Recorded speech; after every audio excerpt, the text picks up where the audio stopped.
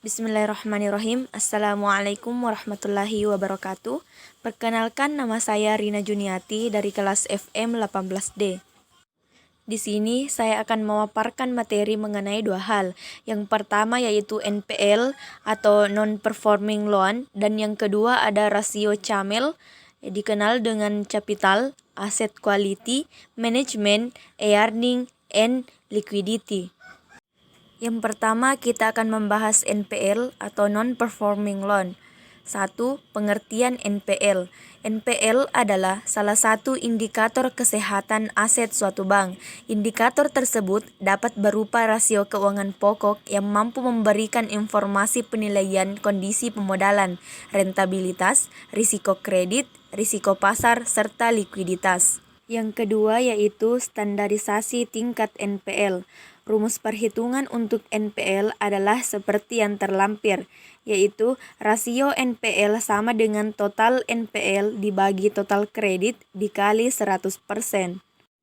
Yang ketiga yaitu ada pendukung terjadinya NPL, dibagi menjadi beberapa, yaitu pertama, ketiadaan itikat baik dari debitur. Yang kedua, kebijakan dari pemerintah dan Bank Indonesia. Dan yang ketiga, kondisi perekonomian. Yang keempat, ada penyelesaian masalah NPL. Pada umumnya, ada dua cara untuk menyelesaikan NPL. Berikut diantaranya. Yang pertama, sentralisasi, dan yang kedua, desentralisasi. Kemudian pembahasan selanjutnya, rasio CAMEL. Rasio CAMEL terdiri dari 5 komponen: kapital, asset quality, management, earning, dan liquidity. Rasio ini merupakan indikator untuk mengetahui kemampuan perusahaan perbankan dalam menghasilkan laba tahun fiskal berikutnya. Selain itu, rasio CAMEL juga digunakan sebagai indikator untuk mengetahui kesehatan suatu perbankan. Selanjutnya, ada 5 komponen penilaian CAMEL memiliki fungsinya masing-masing. Yang pertama, kapital. Komponen kapital digunakan untuk menilai tingkat kecukupan modal bank dalam mengamankan eksposur risiko posisi dan mengantisipasi eksposur risiko yang akan muncul. Yang kedua, aset quality.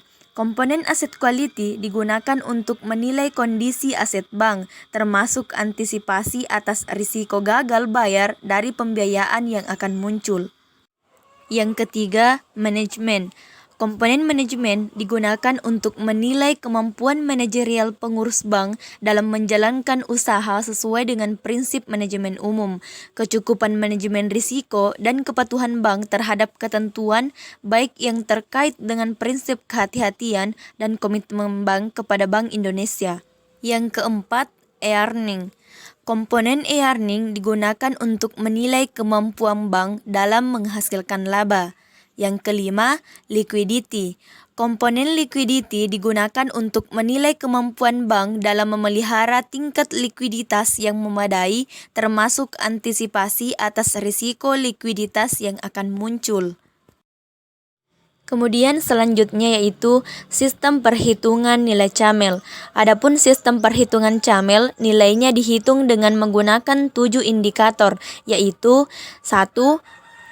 CAR atau Capital Adequacy Ratio, dapat dihitung dengan menggunakan rumus yaitu CAR sama dengan total modal dibagi total ATMR. Yang kedua, rasio aktiva tetap terhadap modal atau ATTM, dapat dihitung dengan menggunakan rumus ATTM sama dengan aktiva tetap ditambah inventaris dibagi modal. Yang ketiga, ada ROA atau Return of Asset. Dapat dihitung dengan menggunakan rumus yaitu ROA sama dengan laba sebelum pajak dibagi rata-rata aktiva. Yang keempat, ROE atau Return on Equity, dapat dihitung dengan menggunakan rumus yaitu ROE sama dengan laba setelah pajak dibagi ekuitas. Yang kelima, NIM atau Net Interest Margin, dapat dihitung dengan menggunakan rumus yaitu NIM sama dengan pendapatan bunga bersih dibagi aktiva produktif. Yang keenam ada BOPO atau rasio biaya operasional terhadap pendapatan operasional, dapat dihitung dengan menggunakan rumus yaitu BOPO sama dengan biaya operasional dibagi pendapatan operasional. Yang ketujuh dan yang terakhir yaitu LDR atau Loan to Deposit Ratio. Dapat dihitung dengan menggunakan rumus LDR sama dengan total kredit dibagi total dana pihak ketiga. Itulah materi yang sempat saya sampaikan, lebih dan kurangnya mohon dimaafkan. Billahi fisabilil haq, fastabiqul khairat.